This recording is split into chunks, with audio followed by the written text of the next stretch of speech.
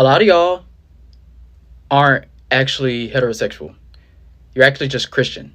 A lot of y'all aren't heterosexual. Y'all are just indoctrinated into patriarchy. And with that being said, everything that's going on right now in politics, specifically American politics, is kink play. It's kink play that we are all being forced to participate in. And it's specifically a very long game of kink play that was formed during the inception of this country. Most men are born into the indoctrination of the rules of this kink play, which is if you have a penis, you're a man. If you have a penis, your character is man. If you have a vagina, your character is woman. Your role as a man is to inseminate the women character and create more children, create more characters to keep the game going.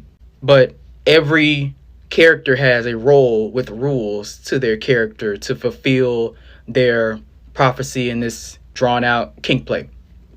The man is the brute. He's meant to be strong and he's meant to go build things. He's meant to have high attack damage and conquer other territories to increase his value. And then the woman's role is to recruit the highest value man.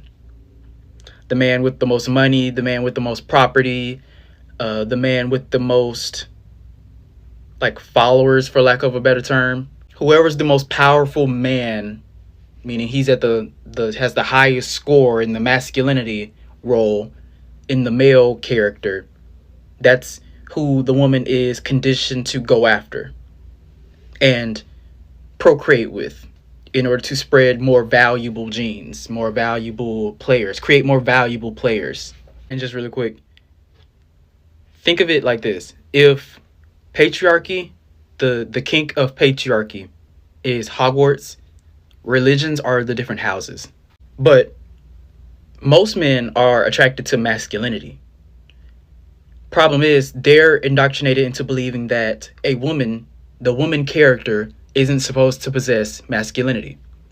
In comes the hatred for women who don't need a man, who provide for themselves, who get their own jobs, who hold jobs close to what a man's role is said to take over, and how men who possess femininity or fulfill a more feminine role, they're seen as opting out of the patriarchy, opting out of the game. That's why they're considered weak. Like, oh, you were too weak to play the game. That's why you're gay and you're feminine, because you're weak-minded. You're too weak to play the game, and I'm stronger than you because I'm still playing the game. That's why the entire LGBT community is seen as a lifestyle, because their existence is a chosen lifestyle. Their religion is a chosen lifestyle. Their government is a chosen lifestyle. Even down to capitalism, the fact that you have to pay for everything is not even necessarily just to fuel the pockets of rich people who these men are seen as high value men. It's predominantly to promote work ethic, make you work hard and make the man get more jobs, work more hours, and build his value. This is why I wish y'all would be more careful in where y'all place y'all's anger. Yes, there are a lot of powerful people that are making a lot of detrimental decisions and choices on behalf of the entirety of society and humanity, but also recognize that people like Trump, Elon Musk, Yucky Zucky, what's the other one, Bozo, these are all mascots. These are all people to kind of advertise be this type of high value man, be the tech billionaire high value man, be the fucking dictator high value man, be the mad scientist high value man. These are all mascots for different types of kingdoms that you should strive for as a man. And this is also why you should never fall for any propaganda of a man saying or advertising that marriage is against a man, is harms a man's value. It is literally to aid a man and add to a man's value. Marriage can only ever harm a woman. It is not written to harm a man's value. It is only meant to increase a man's value. No matter how many times a man gets married, his value only goes up. If a woman like marries multiple times, her value goes down. They specifically label it a lifestyle in relation to why they are so in opposition of children learning about the existence of homosexuality, the trans identity, the truth about gender and sex, and how it's a social construct. Because if they learn that, then they learn that they have an option to opt out of playing this game and continuing this kink play. It's part of why some of these patriarchal men feel so endowed and empowered to take advantage of children. That's them asserting their dominance. The concept of the man does all the work and the woman bears all the children and raises the children, because the woman is meant to be a trophy, and the women and children are meant to be trophies to the high value man. Y'all gonna hate this part. The display of a man marrying a woman sometimes is just to impress a man, other men. It's the conversations they have during the work meetings, at the bar, how the conversations about how he dominates the woman. It's never about love, it's about capture.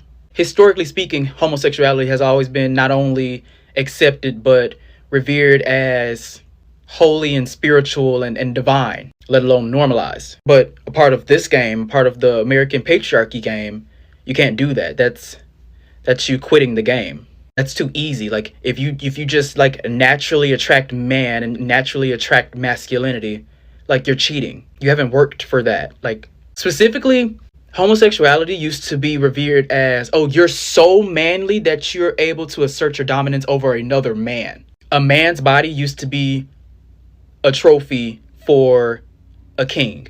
But in America, in this regime that we're under in American patriarchy, you can't just be homosexual. You can't just be homosexual. You haven't earned that. You haven't earned the right to dominate another man. You're not strong enough. You don't have enough value.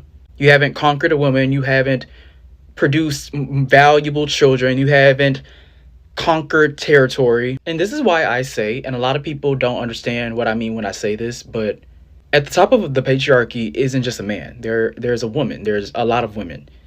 And I say that because a woman has the power to dismantle this patriarchy. A woman has the power to devalue a man. A woman has the power to render a man useless, even just in the game of patriarchy, let alone completely destroy the patriarchy and end the game in and of itself. The character of man will not be able to end this patriarchal game. He does not have the power. He has the power to quit the game, but he does not have the power to stop the game. It is the woman character that can stop the game. You can reference the 4B movement that's going on I think it's still going on, but the 4B movement that originated in Asia, where women are like, if y'all aren't going to treat us right, we're going to stop having your children and we're going to end the fucking game. Hint, hint, why we've never had a woman president. They know, the patriarchy knows that the second that a woman gets into office, she is going to end the game. And just for clarity, I shouldn't have to say this. If you're intellectual enough and conscious enough, you understand what I'm saying, and you understand that I am not promoting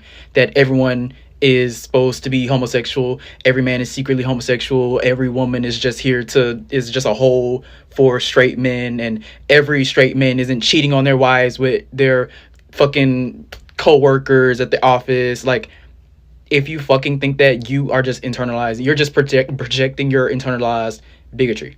What I am saying is, a lot of y'all are indoctrinated into the lifestyle y'all currently live. The state of America right now is just one big